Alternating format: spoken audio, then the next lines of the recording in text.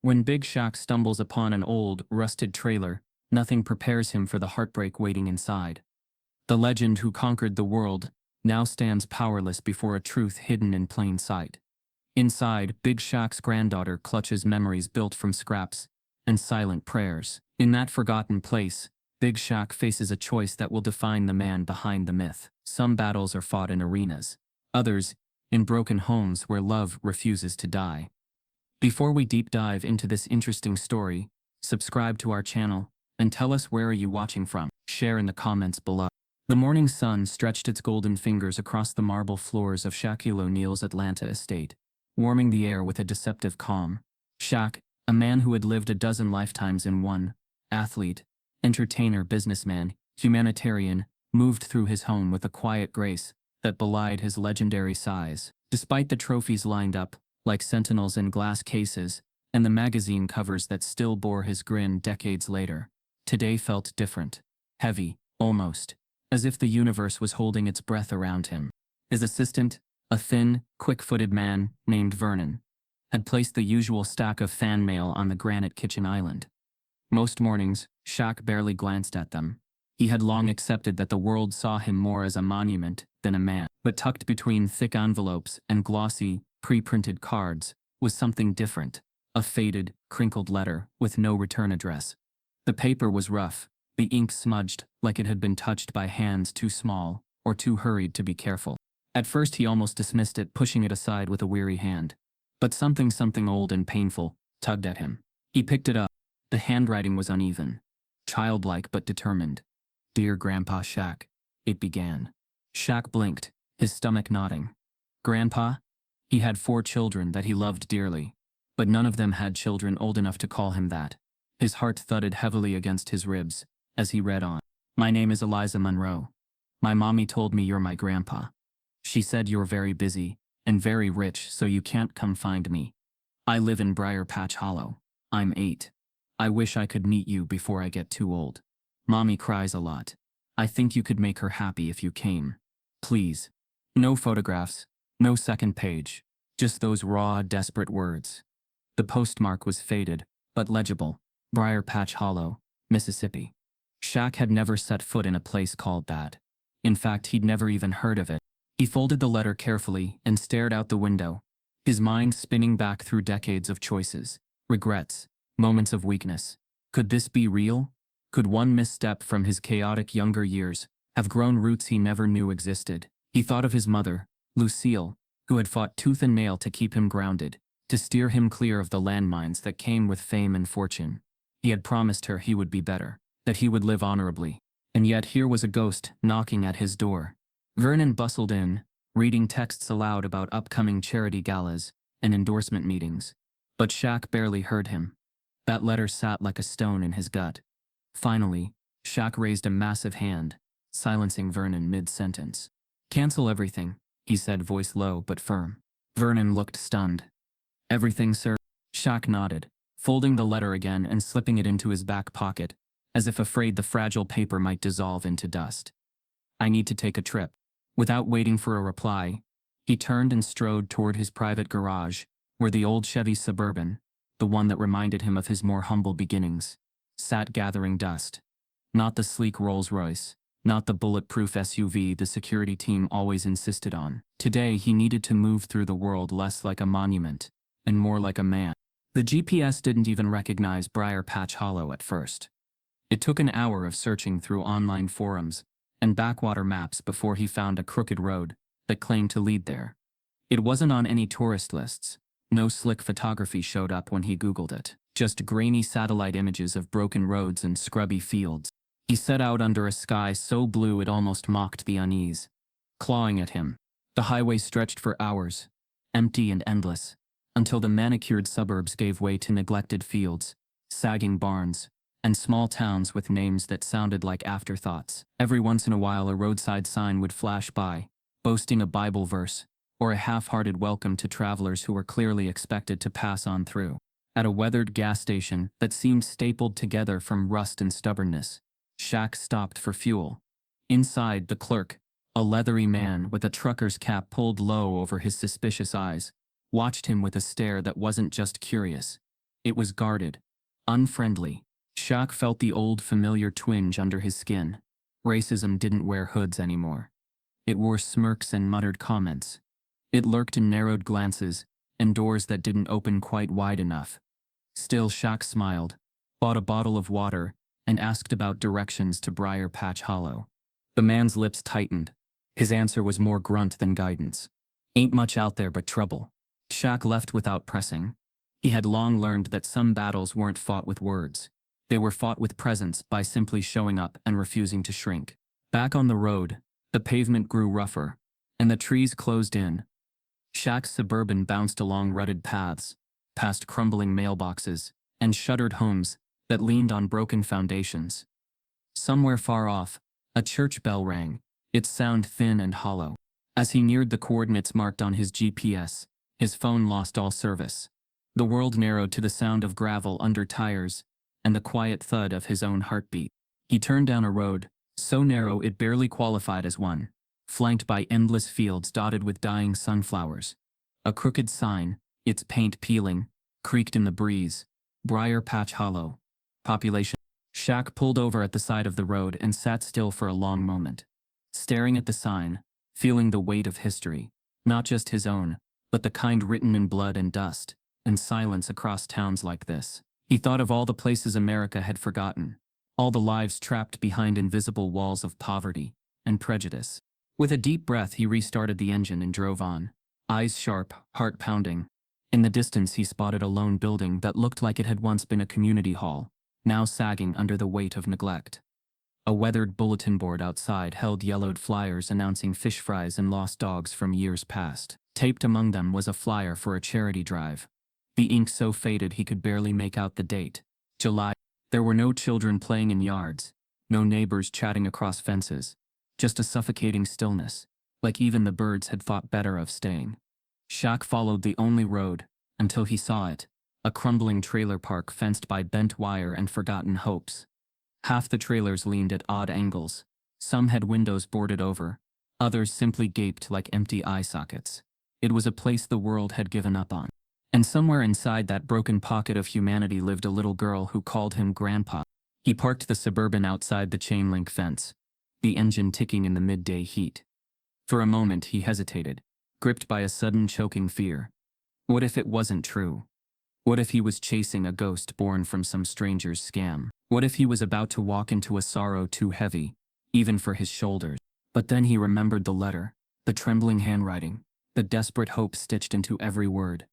He couldn't turn back now. He wouldn't.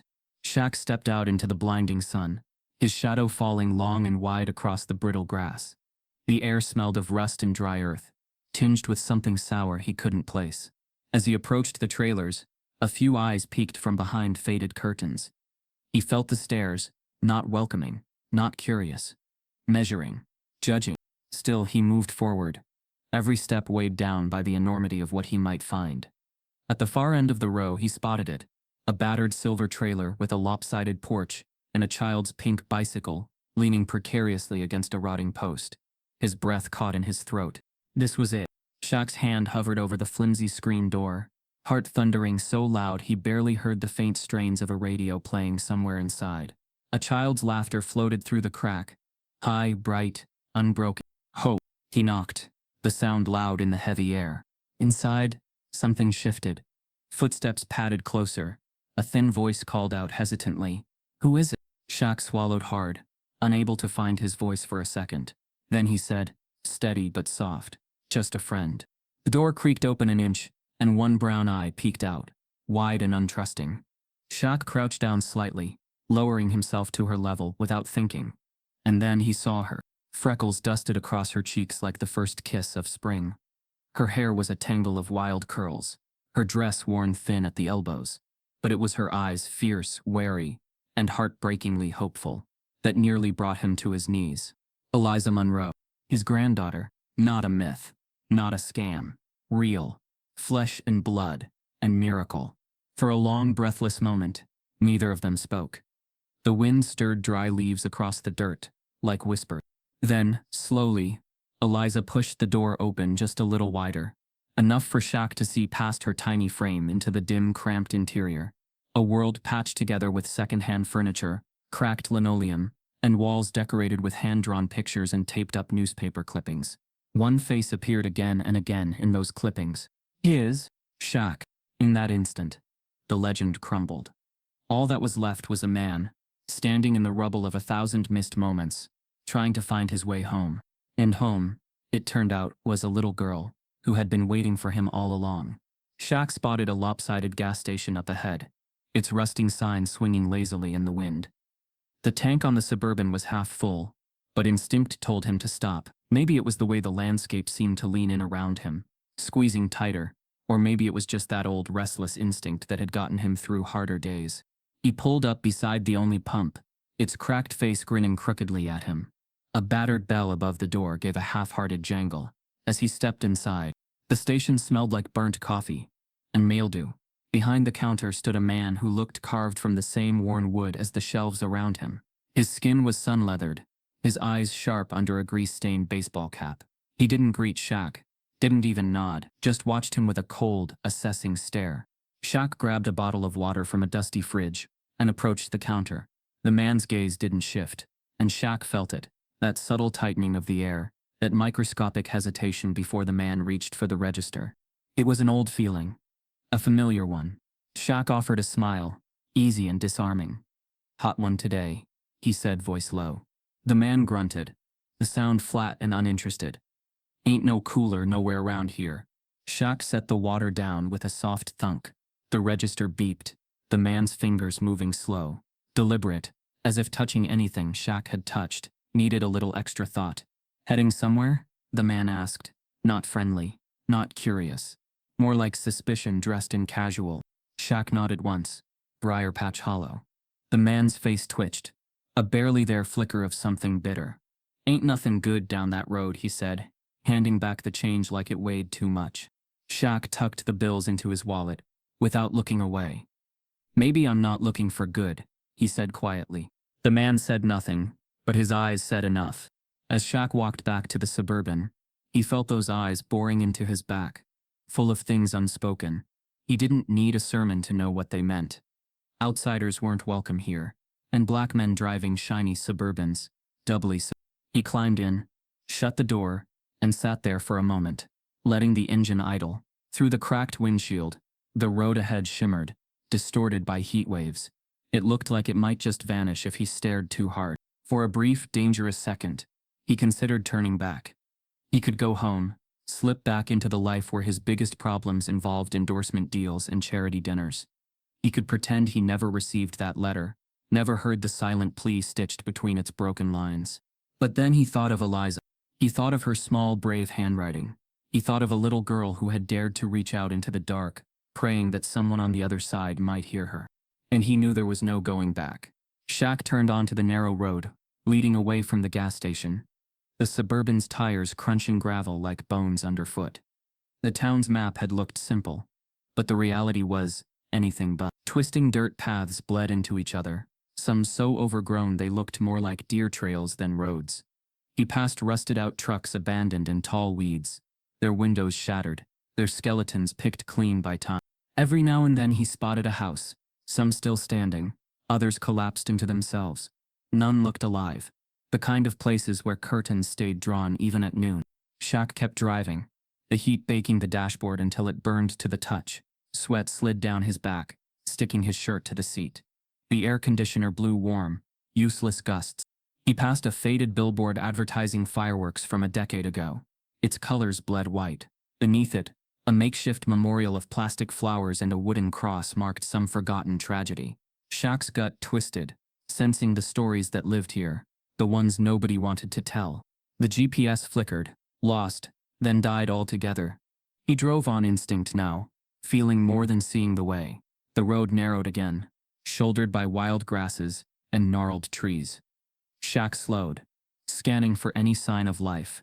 But the world seemed to hold its breath, the silence deepening with every mile. Then, through the shimmering haze, he saw it. A crooked mailbox half swallowed by vines, the numbers barely legible. 71B, the address scrawled at the bottom of Eliza's letter. Shaq pulled onto the shoulder, heart hammering against his ribs. He killed the engine and sat for a moment, breathing through the rising tide of fear. What was he about to walk into? The trailer wasn't immediately visible. A footpath, beaten into the dry earth, led away from the mailbox, disappearing into a thicket of trees. Shaq got out, slamming the door harder than necessary, needing the sound to cut through the dread. He followed the path, his footsteps kicking up little puffs of dust. Thorny bushes clawed at his jeans. Mosquitoes buzzed hungrily around him. The sun pressed down, flattening the world. At last the trees broke open, revealing a clearing. And there it stood, a battered silver trailer, its sides dented and patched with mismatched sheet metal. A plastic tricycle, one wheel broken, lay on its side near the porch steps.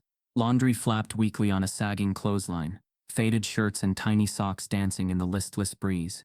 Shaq's throat tightened painfully. This was no place for a child. Movement at the window caught his eye. A flicker of small fingers pulling the curtain aside, then quickly letting it fall, watching, waiting. Shaq took a step forward, then another, his boots crunching dry grass underfoot. Every instinct screamed at him to be careful, to tread softly. He was a giant here, a stranger with a face she might have seen only in commercials or worn yellowing magazine pages. He needed to be more than a myth. He needed to be real. He reached the porch steps and stopped, glancing down at the brittle welcome mat that simply said hope. Hope, worn thin but still holding on. He knocked, 3 slow, deliberate raps that echoed into the silence. Inside, he heard the shuffle of small feet. The door creaked open an inch. A single brown eye peered out at him, wide with fear and fierce with suspicion.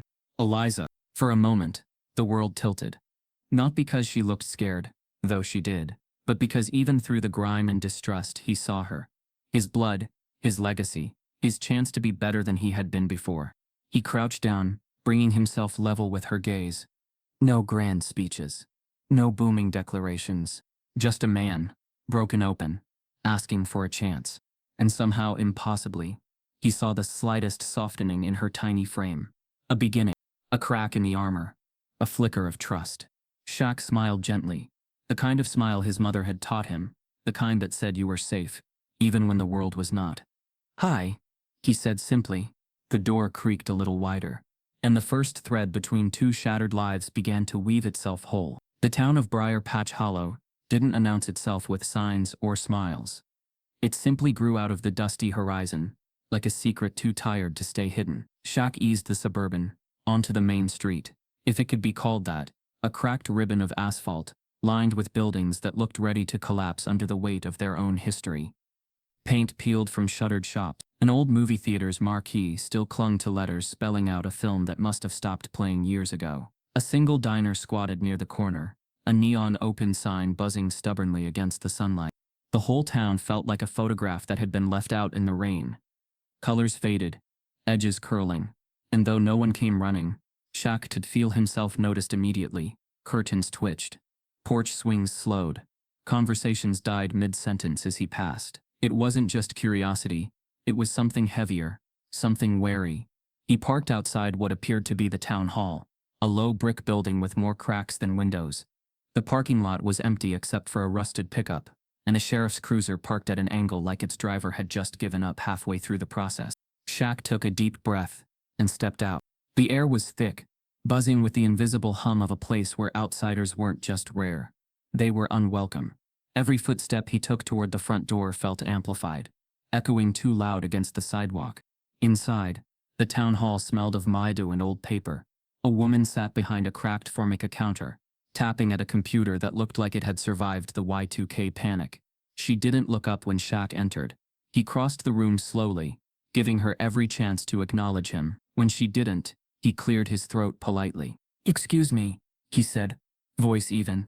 The woman blinked up at him, face registering a quick flicker of surprise before shuddering into a practiced indifferent smile. "I'm looking for someone," Shaq said, keeping his voice low, his hands visible and non-threatening, instincts honed from too many years of knowing how quickly he could be seen as a threat. The woman's fingers hovered above the keyboard. "Who?"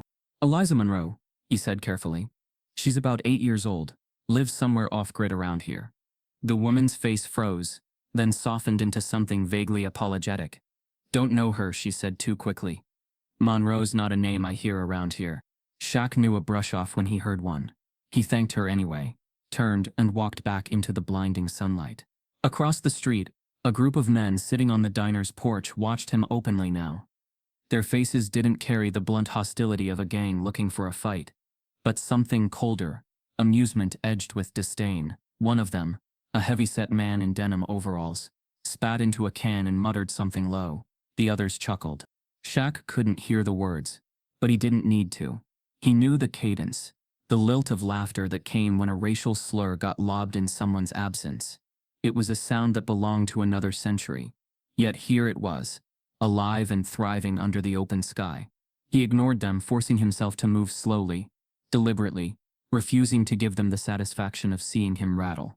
Somewhere deep inside, a part of him, the kid who had been called names on playgrounds, the young man who had once been followed around department stores by suspicious clerks, wanted to lash out, to make them feel a fraction of the weight they dumped on others, so casual. But he was older now. He carried not just his own anger, but the responsibility to be more. He climbed back into the Suburban, and pulled away, the laughter trailing him like smoke. At the far end of the street, tucked behind a sagging white church with a crooked steeple, Shaq spotted a weather-beaten library. It was barely more than a trailer with a hand-painted sign that read, "Public Library. Open till 4. Something about it called to him. Maybe it was the way it seemed almost invisible, modest and out of place among the decay. Maybe it was instinct. He parked and walked toward the door, its rusted hinges whining as he pushed it open. Inside, the air was cool, and smelled faintly of old books and lemon cleaner. Rows of mismatched shelves leaned under the weight of dog-eared paperbacks. A single ceiling fan spun lazily overhead, stirring the dust motes into a lazy dance. At the far desk sat a woman, thin, wiry, with sharp gray eyes behind thick glasses.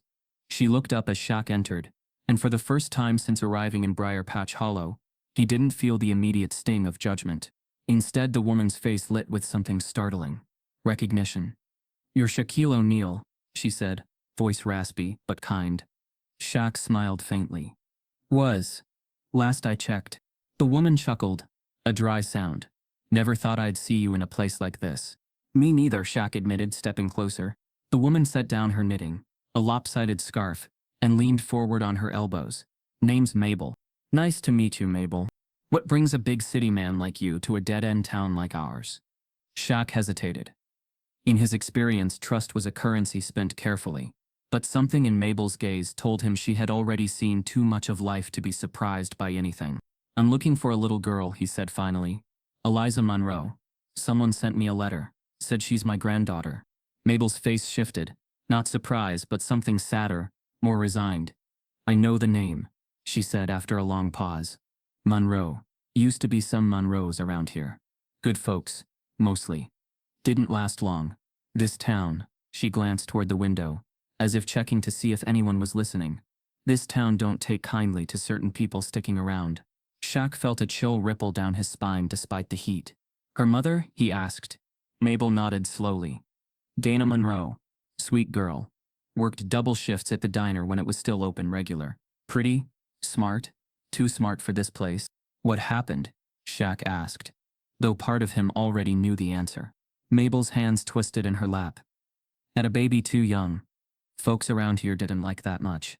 Especially 'cause, well," she looked up at Shaq, her meaning clear without saying it. "Because the father was black. Because Eliza, by extension, was." "After a while, Dana just disappeared," Mabel said softly. "Took the baby and went off into the woods. Some say she's still out there. Some say she left town altogether." Shaq's jaw tightened. The weight of it all settled heavier on his shoulders. "Can you tell me where to find her?" he asked. Mabel hesitated again, torn between self-preservation and decency. In the end, decency won. "There's an old logging road," she said, scribbling directions onto a scrap of paper. "Leads out past Miller's Creek. Hard to find if you don't know what you're looking for. No signs. They don't want her found." Shaq took the paper carefully, folding it into his palm like it might evaporate if he didn't hold it tight enough. "Thank you," he said, voice thick. Mabel smiled sadly. "Good luck, Mr. O'Neal. Not everyone here has a heart full of hate. But the ones that do, they're loud enough for the rest of us." Shaq nodded once, understanding too well. He left the library, and stood blinking in the fierce sunlight, the town stretching around him like a bad memory, refusing to fade. At the diner across the street, the men were still there, still watching. One of them, a wiry man with a sunburned neck and a trucker's cap, leaned back in his chair and called out, "Lost boy?" Shaq turned his head slowly, meeting their gazes one by one. No anger, no fear. "Found," he said simply. And then he got into the Suburban, started the engine, and drove toward the woods, toward a girl who had been hidden away, forgotten by a town that couldn't see past its own hatred. But she would not be forgotten anymore. Not if Shaq had anything to say about it. Not ever again. The directions Mabel had scribbled on the scrap of paper were crude, almost childlike, but they proved more reliable than anything a GPS could offer. Shaq followed them out of the heart of Brier Patch Hollow, leaving behind the smirking faces and sidelong glances that had shadowed his every move through town. The air grew heavier with each mile, thick with a mix of dust, humidity, and the quiet, smothering weight of abandonment. It was as if he was moving not just through space, but through time, backwards into a forgotten corner the world had left to rot. The logging road was barely that. A scar through the woods where trees had been ripped away years ago, leaving behind a corridor of choking weeds and splintered stumps. Shaq's Suburban bounced and shuddered over the uneven ground, and branches clawed at the sides like desperate hands trying to hold him back. The world narrowed here. No landmarks, no sounds but the angry buzz of insects and the occasional hollow clatter of something unseen, moving just out of sight. Shaq drove slowly, the tension in his chest winding tighter with each passing yard. When he finally spotted the first collapsed billboard, he almost missed it. The giant wooden frame lay broken across the ditch, its advertisement for some long-forgotten fireworks store now little more than splinters and faded paint. Beyond it, partially hidden by overgrown vines and thorny brush, was the fence, or what was left of it. The rusted chain link stretched along the property line, like a half-hearted warning. In places, it sagged to the ground, swallowed by wild grass. Other sections leaned drunkenly, held up by stubborn weeds more than metal posts. The gate, if it could even be called that, hung from one hinge, creaking whenever the wind shifted. Beyond the fence lay the remnants of what must have once been a trailer park. Now, it looked like a graveyard for the living. Shaq pulled up to the edge, parking the Suburban beneath the broken bones of the billboard. He sat there for a moment, engine ticking, sweat tracing slow lines down his back. From here he could see the remains of a playground, a rusted slide half buried in sand, a swing set with only one chain still holding on, its seat swaying lazily. No movement, no sound, only the heavy oppressive stillness of a place forgotten even by time. Shaq killed the engine and climbed out, boots crunching on gravel. He pushed the sagging gate aside with a grunt, and stepped through, instantly aware of how out of place he looked. A giant man carved from the polished world of TV and basketball, moving through the ruins of poverty no one wanted to admit still existed. As he moved deeper into the trailer park, the decay closed in around him. Trailers leaned at precarious angles, some missing windows, others covered in mismatched patches of wood and metal. Doors hung open on broken hinges. The air was thick with the smell of mildew and hot metal. But it was the silence that gnawed at him the hardest. Even in the worst neighborhoods he had ever known, life had buzzed stubbornly, music blaring from windows, kids shouting, dishes clattering inside kitchens. Here, there was nothing but the hollow, hungry quiet. And then, finally, he saw it. Near the back of the lot, almost hidden by a cluster of gnarled oak trees, sat a small silver trailer. Its surface was dented and streaked with rust, but it stood straighter than the others, like it was still fighting to exist. Outside the door, half buried in the tall grass, lay a child's bicycle. Pink, the paint chipped, one training wheel missing. Shaq's breath caught hard in his throat. He moved closer, each step feeling heavier than the last. His mind spun with images he didn't want to see. A child growing up in this forgotten place, fighting against the same kind of suffocating invisibility he had once clawed through, only worse because she had been left utterly alone. The closer he got, the more details he noticed. A worn teddy bear missing an eye, slumped beside the steps. A makeshift flower box beneath a shattered window, its soil dry and cracked, holding only weeds now. The front door, thin and battered, was closed, but not latched. The kind of door you kept shut not to keep people out, but to keep hope from slipping away. Shaq paused at the bottom of the rickety steps, heart hammering. He had faced championship games with millions watching, had stood under the crushing weight of expectation and pressure for most of his life. None of it compared to this moment. He knocked. 3 soft raps that echoed too loudly against the stillness. Nothing. He knocked again, a little firmer this time. Still silence. Shaq glanced around. If there were other families still living in the park, they were keeping themselves invisible, peering through curtains or not daring to look at all. The trailer remained still. Stoic. He pressed his hand gently against the door. It gave slightly under the pressure, but he didn't push it open. Instead, he called out, voice low and steady. Eliza, he said, the name feeling sacred on his tongue. It's Shaq. It's your grandpa. The words sounded strange in the heavy air, as if the earth itself had to strain to hear them. From inside, there was a faint scuffle, the scrape of tiny feet on linoleum, the quick intake of breath. Shaq stepped back, giving space, not wanting to scare her more than she already was. After a long minute, the door creaked open just a sliver. One wide brown eye peeked out. Shaq knelt down slowly, making himself smaller, less threatening. He kept his hands visible, palms open at his sides. It's okay, he said, voice rough with emotion. I'm just here to see you. That's all. The door opened another inch. He caught a glimpse of her thin arms, bony knees, hair a tangle of curls, face smudged with dirt, but fiercely alive. She clutched a threadbare blanket around her shoulders like armor. Behind her, the trailer's interior was dim, but even from here Shaq could see the patches of wall covered in crayon drawings and taped up clippings, dozens of them, faded photographs, magazine cutouts, of him. His heart twisted painfully. Here, in this place of rot and abandonment, someone had kept him alive, in memory, in hope. The blanket slipped a little from Eliza's grip, revealing a battered stuffed rabbit cradled against her chest. Her eyes, suspicious, sharp, and far too old for her tiny frame, never left his face. Shaq fought the urge to reach out, knowing instinctively that any sudden move would slam the fragile door between them shut again. Instead, he sat down heavily on the bottom step, elbows resting on his knees, pretending to study the broken swing set across the lot. I used to have a bike like that, he said after a while, nodding toward the pink bicycle. Only mine was red. Kept falling off it when I was your age. Skinning my knees. He chuckled softly at the memory, the sound low and unthreatening. Out of the corner of his eye, he saw her shift slightly, loosening the death grip she had on the doorframe. Wasn't very good at riding it either, he added. Big feet, you know. He lifted one enormous sneaker for effect, and for the barest second, he thought he saw the ghost of a smile twitch at the corner of her mouth. Progress. The sun climbed higher, baking the dirt and filling the air with the sharp, bitter scent of dry grass. Sweat trickled down Shaq's back, but he didn't move. He could outwait fear. He had learned patience not from coaches or fame, but from the hard lessons of life, from the years spent watching his mother work 3 jobs and still make time to hug him tight each night, from the courts where he had learned that brute force could win games, but heart and timing won championships. He could wait all day if he had to. Minutes dragged by. Finally, Eliza stepped out, just enough for the sunlight to catch her full face. She looked at him. Truly looked, and for the first time, Shaq saw not just fear in her eyes, but something else struggling underneath.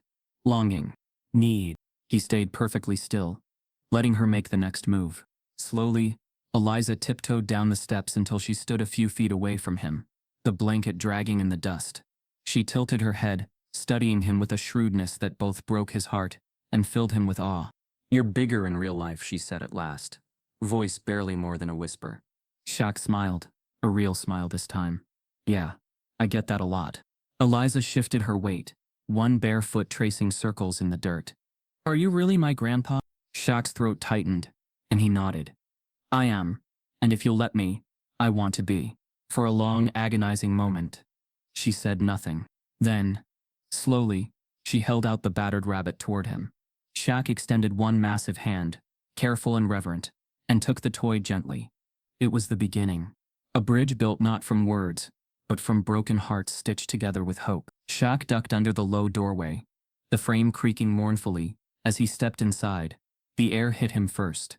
A cloying mix of mildew, warm metal, and the faint sweetness of something old and rotting. It wasn't just the smell of poverty, it was the smell of years pressed into a tiny crumbling space, a smell that stuck to your clothes, to your skin, to your soul. The trailer was smaller inside than it looked from the outside, claustrophobic in a way that made Shaq's massive frame feel almost monstrous. He moved carefully, conscious of every step, of every floorboard that groaned under his weight. Eliza followed behind him silent, clutching her battered rabbit like a shield. Shaq's eyes adjusted to the dim light, and what he saw punched the air from his lungs. The walls, every wall, every inch of faded peeling paneling, were covered in paper. Not wallpaper, not art, but clippings. Newspaper cutouts, torn magazine pages, old photos printed on cheap paper, yellowed and curling at the edges, and every single one of them was of him. Big Shaq. Shaquille O'Neal in his prime, soaring through the air in Lakers gold, grinning beside fans, standing next to celebrities, holding trophies aloft like a modern titan. There were pictures from the early days too. Awkward, grainy shots from his LSU years. Even a few black and white prints from high school games, only die-hard fans would even know existed. In some he was laughing, in others roaring. Victorious, invincible, a legend, a myth.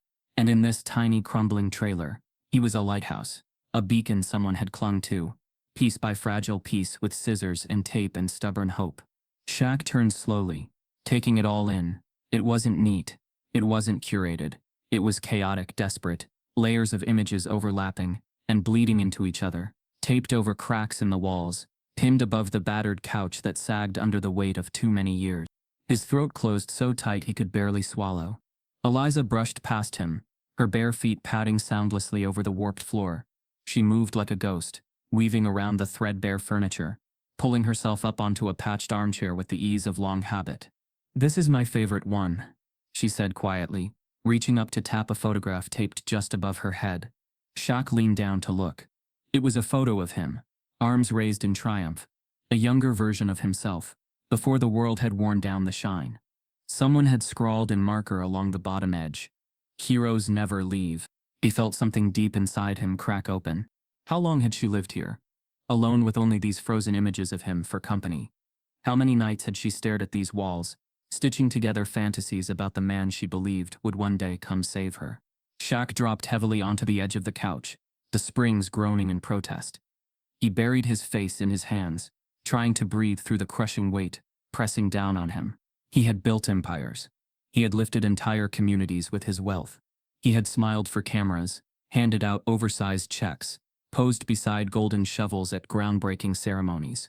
And here in the forgotten guts of America, his blood, his own flesh and blood, had been piecing together a world out of scraps and prayers.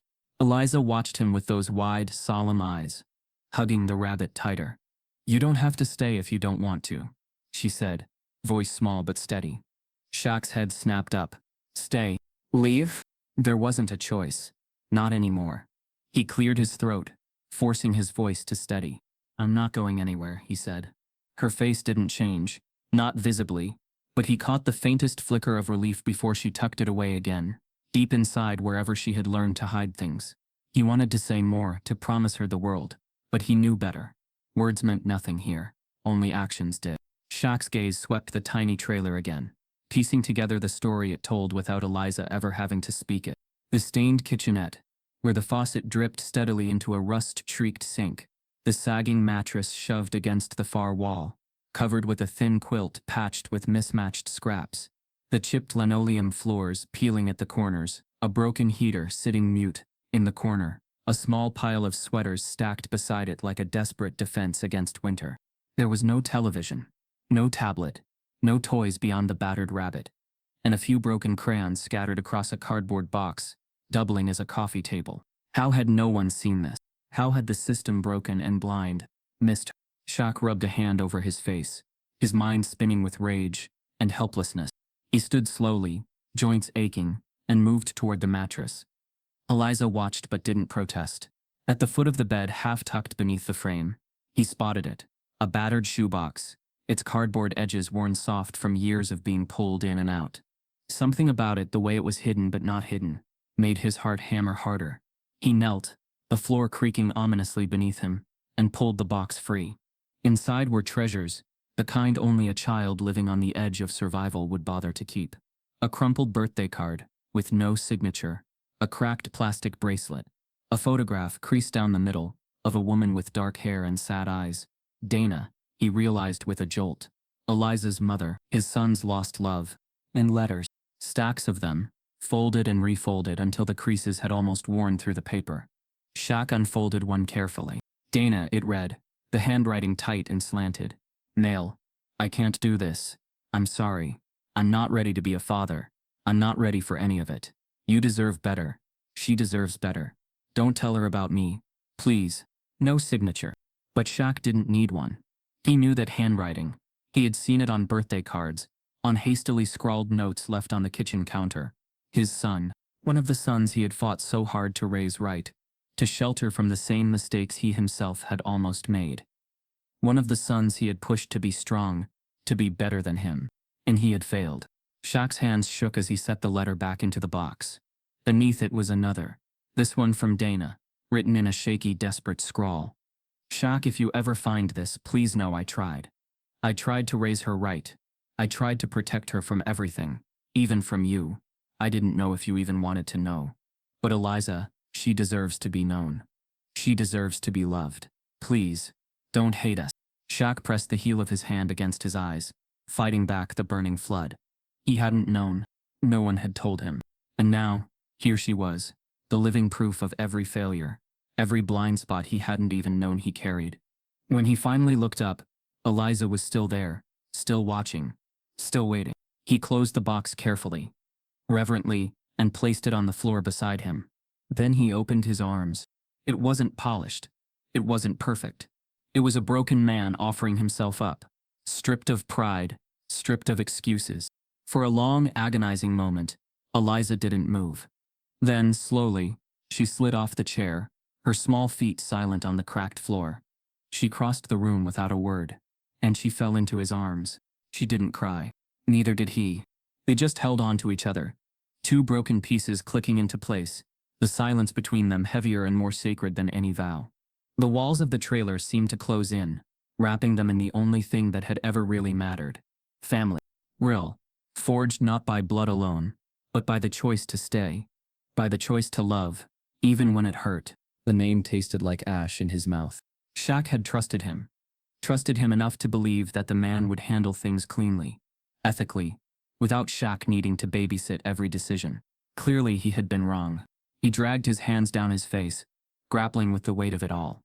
His own blindness, his son's betrayal, Dana's loneliness, Eliza's abandonment. Each truth layered on the next like sediment, a history of failures packed so tightly together it suffocated him. He thought of the times he had sat at charity galas, smiling for cameras, shaking hands, donating millions. He thought of the speeches he had given about building communities, about giving back, about lifting others up. And all the while, little girl with his blood had been scraping by in the shadows, forgotten by the very man who preached hope to millions. The shame was a living thing inside him, gnashing and clawing, devouring whatever pride he had left. A soft whimper drew his attention back to Eliza. She had shifted in her sleep. Or maybe she wasn't sleeping at all, her small body curling tighter into itself. The rabbit pressed hard against her chest. Shaq's chest cracked wider. He had failed her before he even knew she existed. But he would not fail her again. He stood slowly, careful not to startle her, and moved toward the door. He needed air, needed space to think, to plan. The trailer walls felt like they were pressing in on him, squeezing his ribs until he couldn't breathe. Outside, the sky was beginning to dim, the sun bleeding out into a bruised horizon. The trailer park was still silent, still abandoned. Somewhere in the distance, a dog barked once, twice, before falling silent again. Shaq leaned against the rusted railing of the porch, staring out over the tangled weeds and broken swings. He thought about Harold, about the confrontation that now felt inevitable. But more than that, he thought about what it would take to undo the damage. Money wouldn't fix this. A new house, new clothes, tutors, they would help, sure. But they wouldn't erase the years Eliza had spent waiting for a man she wasn't even sure existed. They wouldn't erase the nights she had cried herself to sleep, clutching a rabbit and a wall full of myths. No, only one thing could heal this. Time, and he would give it to her. Every day, every moment, whatever it took. The anger inside him simmered lower, banked not because it had cooled, but because it had found purpose.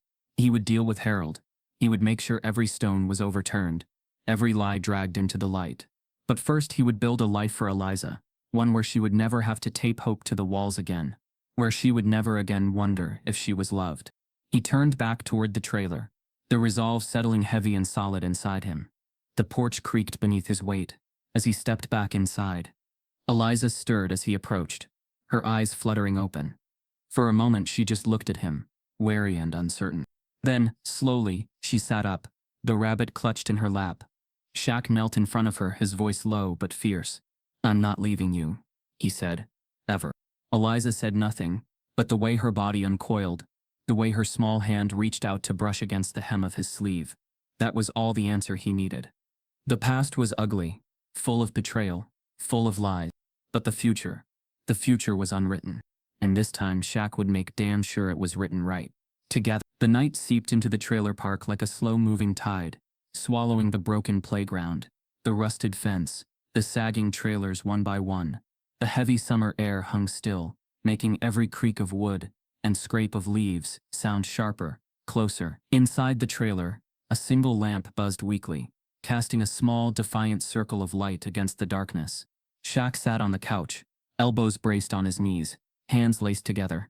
Across the narrow room, Eliza perched stiffly in the battered armchair, her rabbit clutched tight to her chest.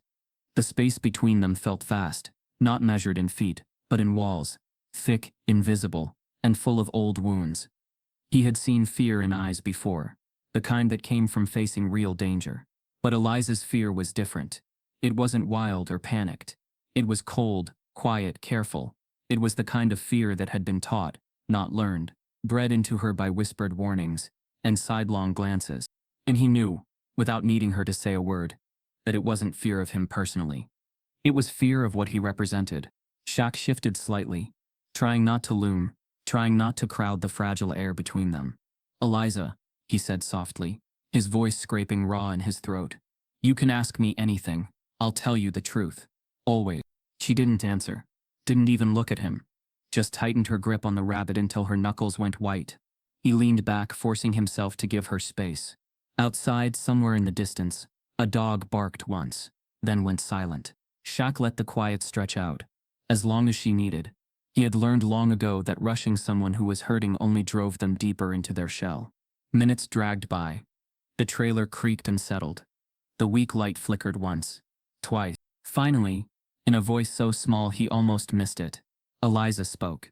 "Mama said not to trust men who look like you." The words hit him harder than any punch he had ever taken. Shaq's mouth went dry. His heart thudded painfully against his ribs. But he kept his face steady, his voice gentle. "Why, baby girl?" he asked, even though he already knew. Eliza's lower lip trembled. She stared at a spot on the floor as if the words were carved there too heavy to lift on her own. They said people like you hurt people like us," she whispered. "They said you're dangerous. Bad." The rabbit slipped from her arms, landing on the floor between them like a fallen flag.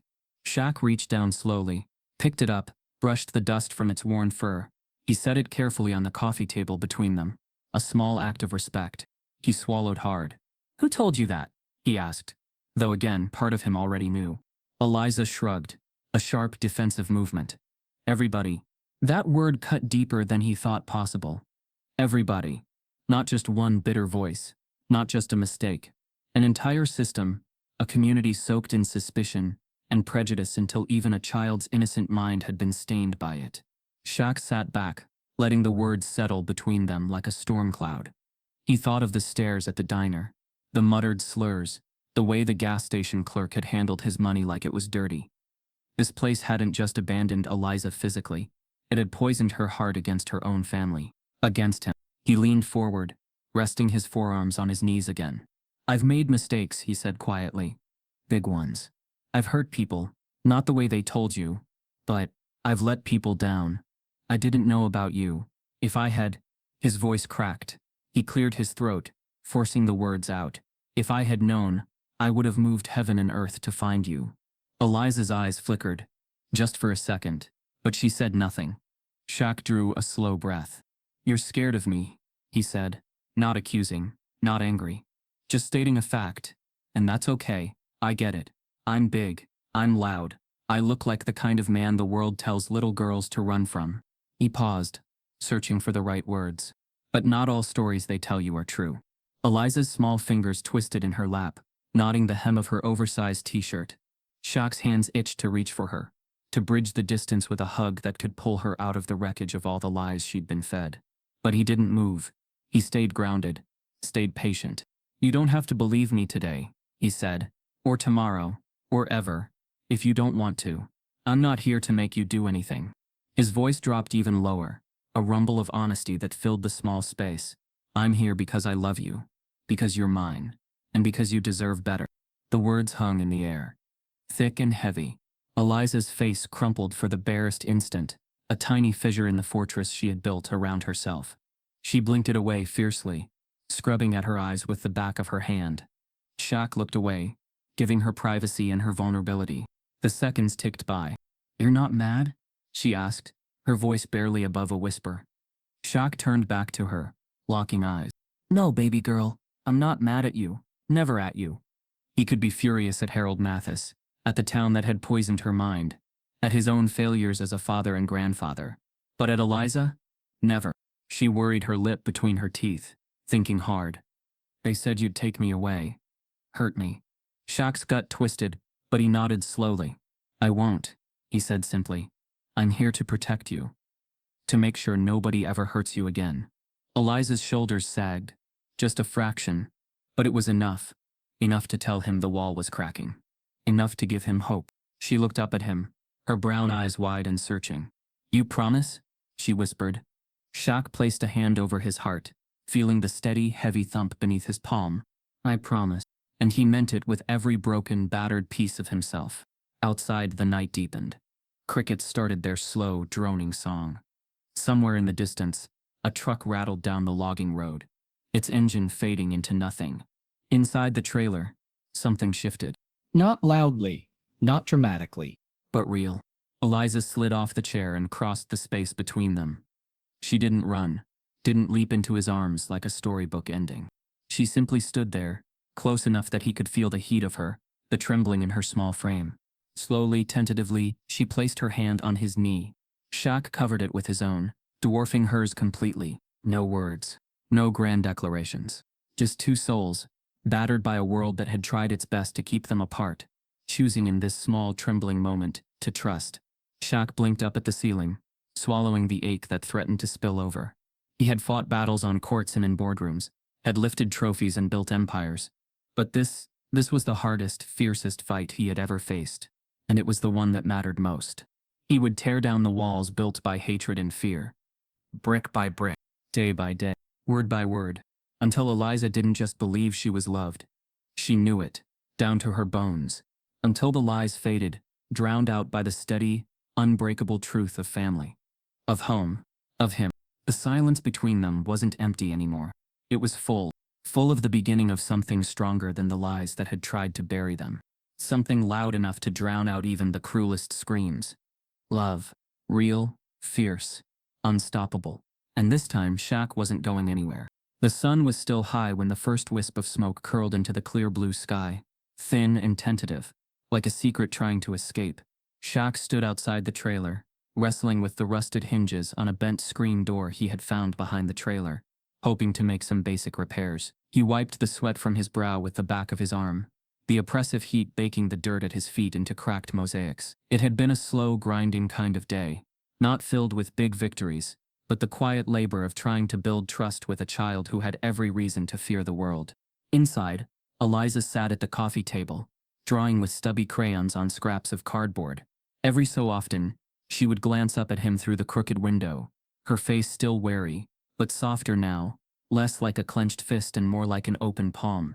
Shaq caught the scent before he saw the danger, sharp and acrid, the smell of burning plastic mixed with something worse. He turned, scanning the horizon. At first it seemed impossible. The air had been dry for days, the grass brittle enough to snap underfoot, but there hadn't been a single spark of trouble since he arrived.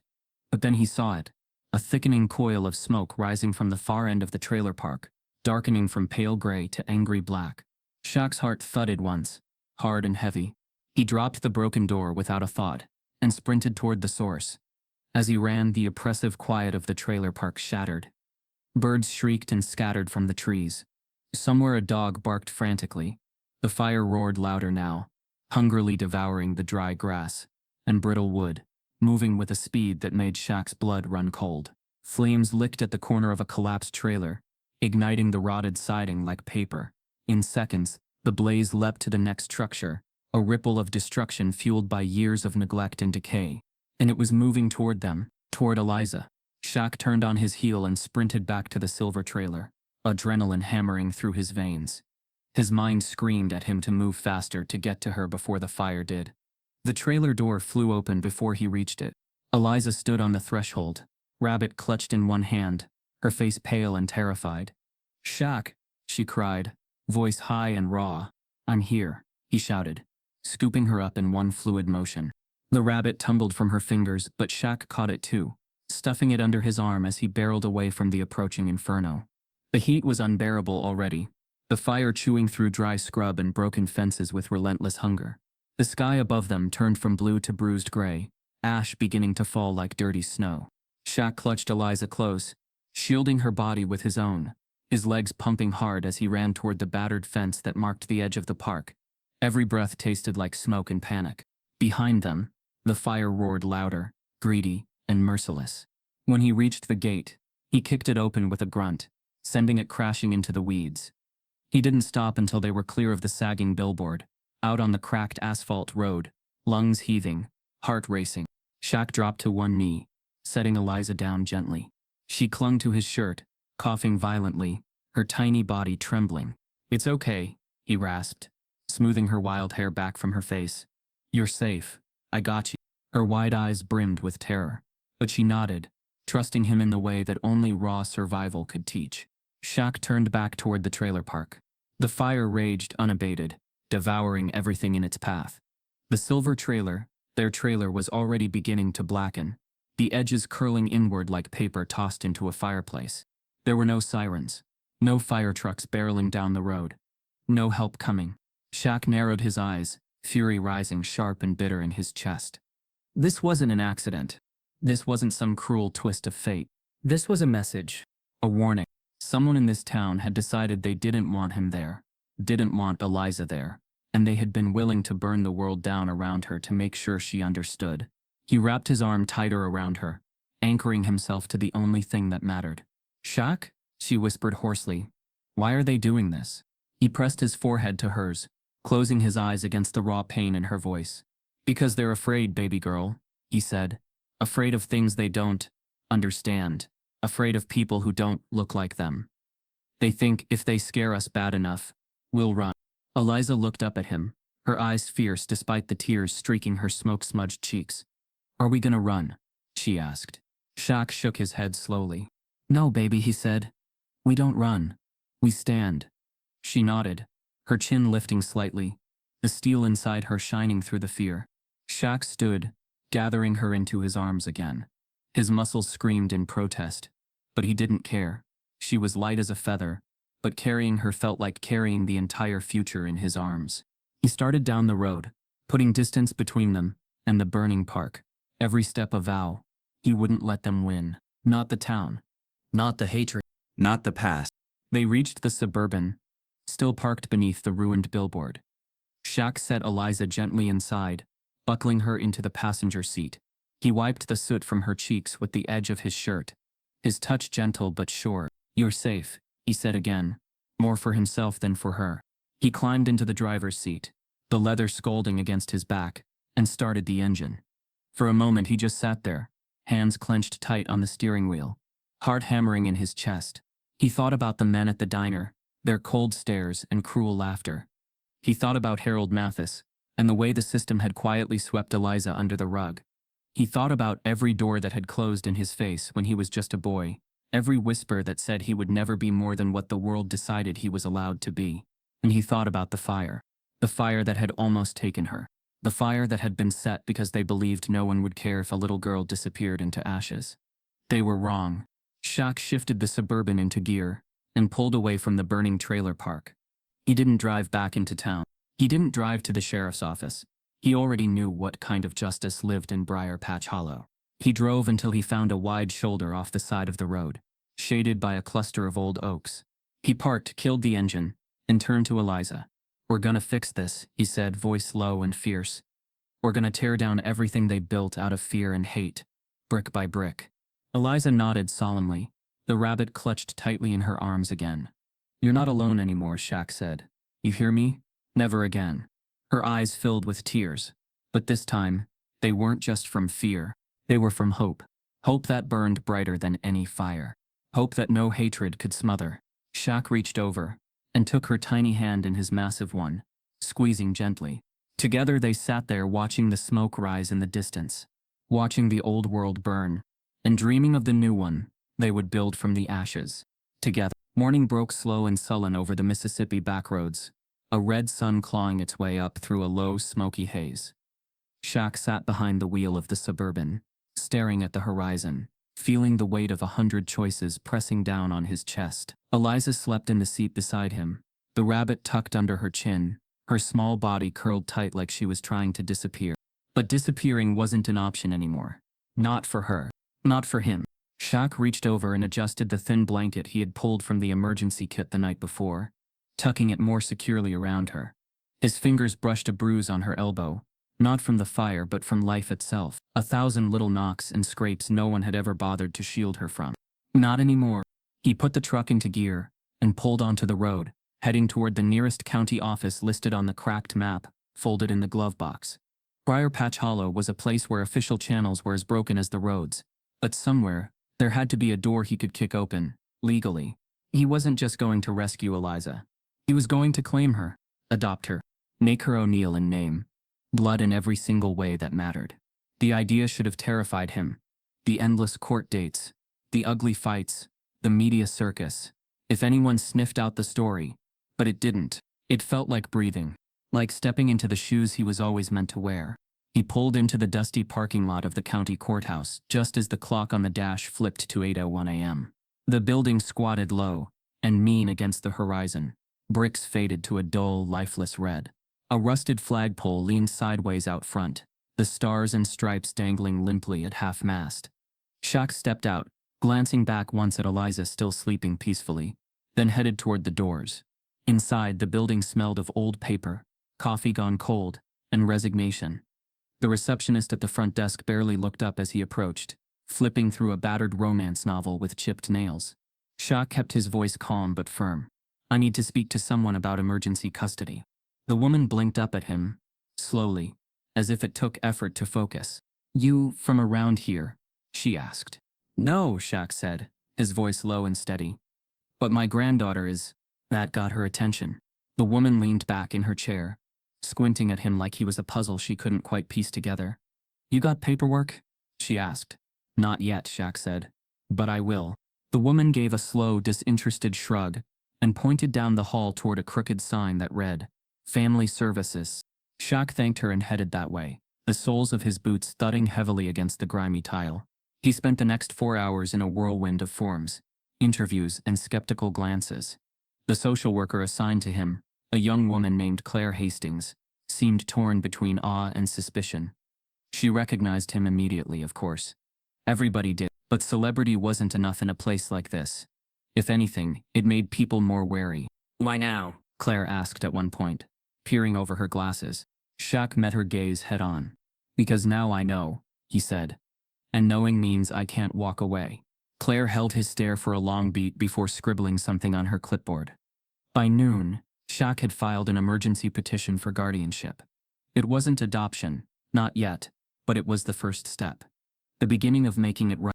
He walked back out into the burning daylight, feeling like he had wrestled a mountain halfway to the ground.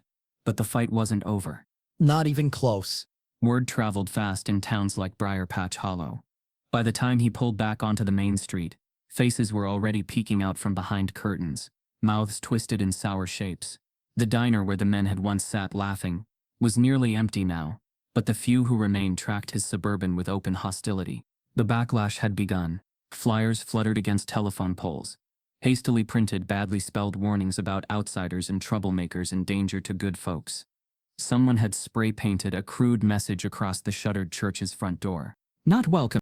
Shaq tightened his grip on the steering wheel, jaw locked tight. He knew this fight. He had fought it his whole life, in 1,000 different ways, on playgrounds, on courts, in boardrooms, in boardwalk bathrooms, where security guards had accidentally mistaken him for a threat.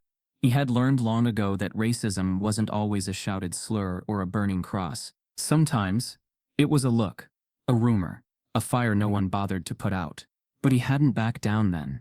He wouldn't back down now. And he wasn't alone.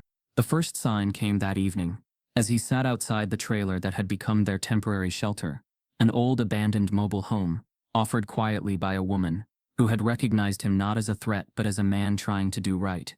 A truck pulled up slowly on the gravel drive, dust billowing behind it. Shaq tensed, ready for anything. But it wasn't a threat. It was Mabel, the librarian from the town's forgotten corner, climbing carefully down from the cab. She carried a basket cradled against her chest, filled with canned goods, bottled water, and a battered storybook. Thought she might need these, Mabel said simply, nodding toward Eliza, who peeked out from behind the screen door. Shaq swallowed hard against the sudden lump in his throat. "Thank you," he said, voice rough. Mabel just shrugged. "Not everyone here's rotten, Mr. O'Neal. Some of us still remember what being human means." Over the next few days, others came too. A retired school teacher who brought fresh apples and blankets. A quiet black couple who lived on the far side of town, unseen and largely forgotten, who offered rides and quiet support. A teenage boy who had once dreamed of playing ball and shyly left a brand new basketball on the porch, without saying a word. They were a trickle, not a flood. But they were enough. Enough to show that hate hadn't won completely. Enough to show that love, stubborn and battered though it was, still had roots here. Eliza blossomed slowly in the new shelter of their care. She still flinched at loud noises, still startled awake some nights with soft cries. But she laughed too. She colored pictures and left them proudly taped to the walls. She asked questions, endless curious questions, about the world beyond the battered trailer park. She stood a little straighter when Shaq introduced her as his granddaughter at the county office. And every night, before she fell asleep, she would creep down the narrow hall and tuck herself against his side, rabbit in hand, seeking the quiet, unbreakable comfort of belonging. Shaq would wrap his arm around her and hold her close, feeling the slow, steady beat of hope rebuild itself between them. The formal custody hearing loomed on the horizon, a thundercloud promising a storm. But Shaq wasn't afraid. He would stand before any judge, any jury, any mountain of red tape and prejudice. He would tell the truth. About the fire. About the lies. About the little girl who had built a world out of scraps and survived anyway. And about the man who had almost lost her and would never let her go again. They were a family forged not by blood alone, but by battle, by fire, by choice. And together, they were unbreakable. Shaq watched the sunset from the porch one evening. Eliza sprawled in a lawn chair beside him, the rabbit tucked under her arm. The sky blazed in colors too wild and fierce to name. He smiled, feeling the weight of all the broken years lift, little by little. A new beginning, built from ashes, built from love, built to last. The first light of morning stretched across the highway like a golden river, washing over the Suburban, as it sped toward a new life. Shaq kept one hand steady on the wheel, the other resting lightly over Eliza's small hand where it curled in the center console. She was awake but quiet, her wide brown eyes tracking the endless ribbon of asphalt ahead.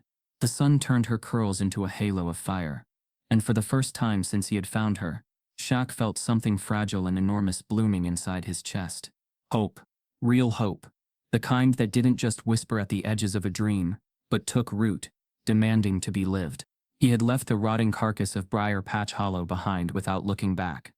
The legal guardianship papers were folded neatly in his glove box, ink still drying, but that wasn't what made him It was the way Eliza looked at him now. Not with blind trust, she was too smart, too scarred for that. But with something harder won, and infinitely more precious. Belief. They crossed the Georgia state line just as the sky blushed deeper, the road signs growing familiar again. Shaq had thought long and hard about where to bring her. The mansion? The towering gates? The endless rooms polished to a sterile shine? No, she didn't need monuments. She needed a home. He exited onto a quieter road, winding through neighborhoods that buzzed with real life. Kids on bikes, dogs barking, neighbors waving from battered porches, and then down a side street shaded by old oaks, he pulled up in front of a modest two-story brick house with a wraparound porch and a wild, sprawling garden that someone clearly loved more than they could manage. It wasn't big by Shaquille O'Neal standards, but it was big enough for them. He turned off the engine and turned to Eliza. "We're home," he said simply. She looked up at the house, her face unreadable. For a terrifying second, he wondered if he had made a mistake. If she would see the chipping paint, the sagging fence, and think it was just another broken place to survive. But then she smiled. Small, cautious, but real. Shaq's heart cracked wide open. He climbed out, scooped up her backpack, stuffed with the few things she had managed to save, and held the door open for her like it was a castle she was being invited to rule. Inside, the house smelled of sawdust and sunlight, of fresh bread from the bakery down the street, of books stacked haphazardly in every room. Shaq had spent sleepless nights working to get it ready, patching leaks, sanding down old floors, painting the bedroom in soft yellows and blues he hoped she would love. No staff, no cold corridors, just warmth, life, home. Eliza wandered through the front hall slowly, touching things lightly with her fingertips as if to make sure they were real. The worn banister polished smooth by 100 hands, the row of boots lying neatly by the door, the coat hooks hung at just the right height for a small jacket. Her eyes caught on a framed photograph near the stairs. Shaq not in a suit or a uniform, but in jeans and a t-shirt, holding a fishing rod awkwardly and laughing so hard he was nearly doubled over. His mother Lucille stood beside him in the picture, one hand raised mid-swat at whatever joke he had cracked. Eliza stared at it for a long moment, then looked back at him. "You were funny," she said, voice soft but sure. Shaq grinned. "Still am." She blinked, then giggled, a real, unguarded sound that filled the house like music. He exhaled, a laugh rumbling up to join hers. "Come on," he said, jerking his head toward the stairs. "You gotta see your room." She followed, her bare feet padding lightly on the old wood steps. At the end of the hall was a door painted bright blue. Shaq paused outside it, suddenly nervous in a way he hadn't felt since stepping onto his first professional court. He had wanted it to be perfect, a sanctuary, not just a place to sleep. He opened the door and stood back to let her in. The room was bathed in sunlight. A bed with a quilted blanket waited under a wide window that overlooked the backyard. A small bookcase overflowed with picture books and chapter books, comics and fairy tales. A desk stood against one wall, scarred and sturdy, with a stack of fresh notebooks and a jar full of sharpened pencils. Stuffed animals perched on the shelves like sentries, and a mobile spun lazily above the bed, stars and moons cut from tin. On the wall above the bed, in wooden letters he had painted himself, was her name, Eliza. For a moment she just stood there, frozen. Shaq's stomach twisted. If it was too much, too fast. But then she bolted across the room and threw herself onto the bed, hugging the quilt to her chest and laughing so hard she hiccuped. Shaq leaned against the doorframe, a slow grin breaking across his face. He had scored game-winning shots, in arenas packed with screaming fans. He had broken records. He had held trophies high enough to brush the heavens. But nothing had ever felt like this. Later they sat on the porch steps eating peanut butter and jelly sandwiches, watching the streetlights flicker to life one by one. Eliza swung her legs back and forth, bare toes brushing the cool concrete. "Big Shaq," she said suddenly, teasingly. He laughed. "Yeah, that's what they used to call me." She tilted her head, considering. "You're not that big," she said with the blunt honesty only a child could pull off. Shaq feigned outrage. "Not that big? Girl, I'm like a skyscraper." She giggled, stuffing a bite of sandwich into her mouth. "But you're real," she said around the bread. "Not like on TV." Shaq swallowed past the lump in his throat. "That's the idea," he said. "You don't need a hero on TV. You need a real one." She leaned against his side, her small frame fitting perfectly against his larger one. "I think I got one," she said, voice muffled. He rested his chin lightly on top of her head, blinking hard against the sting in his eyes. For a long time they sat there like that, the night settling warm and sure around them. And Shaq realized something deep in his bones. The legend, the myth of Big Shaq had been built on dunks, trophies, championships. But this life, this child, this home, was built on something better, something unbreakable. Love. Not the kind that needed crowds to roar or cameras to flash. The kind that showed up in the middle of the night, when nightmares chased you down. The kind that taught you, every single day, that you were wanted, you were safe, you were home. The kind that made legends human again. Shaq looked down at Eliza, already half asleep against his side, and smiled. He wasn't just Big Shaq anymore. He was grandpa, father, family. The greatest title he had ever earned. And he wasn't about to let it go. Not ever again. Under the watchful stars, with the soft breath of a little girl anchoring him to the earth, Shaquille O'Neal closed his eyes. And for the first time in a long, long time, he truly felt like he was home too. Some stories aren't just told, they're lived, one broken and beautiful moment at a time. If this journey moved you, stay with us. More truths, more heart, and more untold battles are waiting. This is only the beginning. Let's keep building something that lasts.